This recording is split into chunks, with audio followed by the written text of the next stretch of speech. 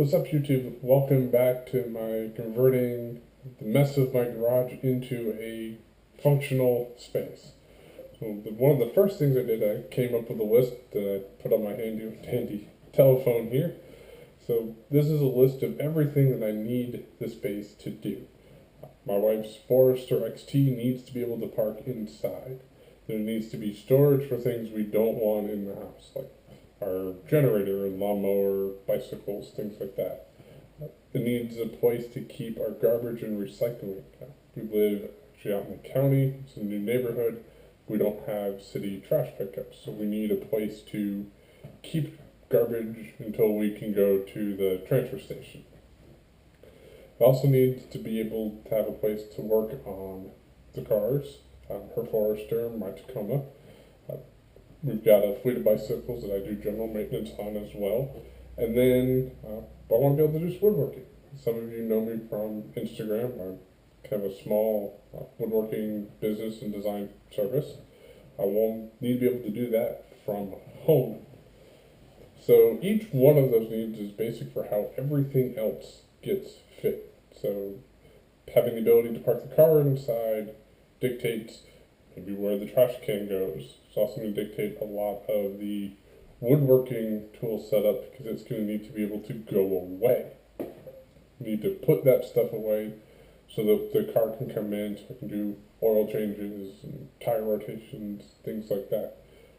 The bikes, and some of you can know, I am a big guy. I'm 6'3", 6'4", so bikes aren't exactly small, so they need to be able to kind of get them as out of the way as possible. But we do like to ride, so we need to be able to put them away, get them back out, and be able to ride them. So some of the stuff that I've kind of come up with as far as how I want to set this shop up, or the space up, is remove everything in there that doesn't need to be in there right now. We're still kind of in the process of moving in to the house, so there's stuff that can come into the house that's still out in the garage and just hasn't found a home. So that's step one. If it doesn't belong in there, it needs to leave. Step two is coming up with some sort of a low budget lighting upgrade, because these builder basic garages, they're dark. If you moved into a new house, they give you two little stinky light bulbs and the light over the garage door opener. That's not going to really work for me because you need to be able to see to work on things.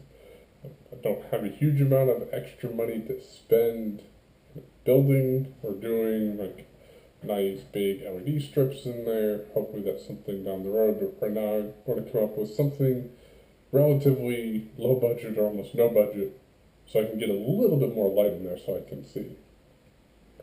Step three of my initial plan is I actually was able to find some wire shelving cutoffs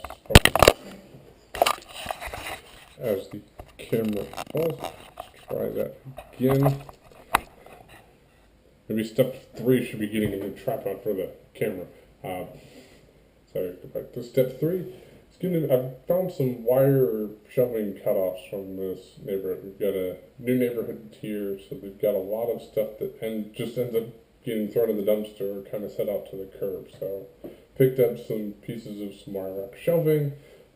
I've also got some free 3/4 inch OSB. Not my favorite material to work with, but it will work perfectly to make up some small shelvings and kind of some quick stuff or use as base material for nicer workbenches.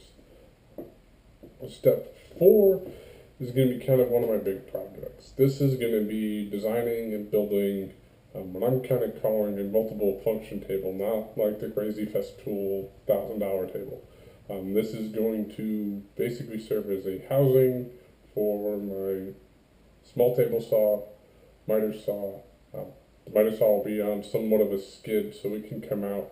Hopefully I can put my planer in there. I've got a spindle sander, able to mount that on the workbench, kind of slide various tools in and out so I can actually free up a lot of space and then have a relatively decent sized work surface so I can do face frame assembly, furniture assembly, can put stuff together on the table itself and take up as little kind of floor space as possible it's just me working in here. Yeah, it's not going to be the most efficient shop, being able to have tools permanently set up, like a milling station and table so like material breakdown.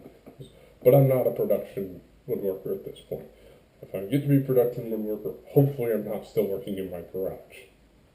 Kind of step five, as far as my initial plans, are to then from the multiple function cart table thing is to build a kind of rolling cart for my lumber materials. So roughly 8 feet long, be able to hold a couple sheets of 3/4 inch plywood, some longer finished stuff, such as cherry, walnut, some bigger pieces of material, and then have a place to organize shorter cutoffs so they're not just all over the place.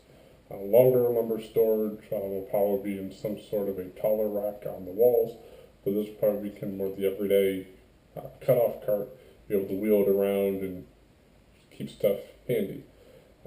Number six, luckily we're getting out of the kind of summer season in South Carolina, getting into our kind of call fall, or basically just not a